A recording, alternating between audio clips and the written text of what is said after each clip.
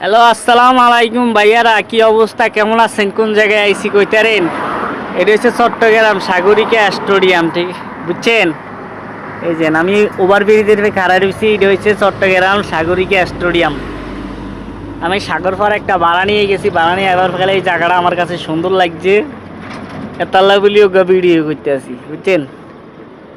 আপনি করতেন কেমন লাগে আমারও একটু জানাবেন কমেন্টের মাঝে। আর এই সাগরিকা স্টেডিয়াম কারা কারা আছেন, কে কে আছেন একটু জানাবেন, ঠিক আছে?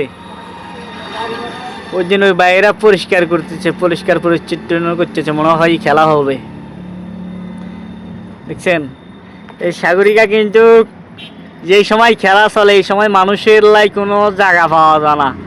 আর এখন দেখেন সিটগুলা খালি পড়ে রয়েছে, একদম শূন্য।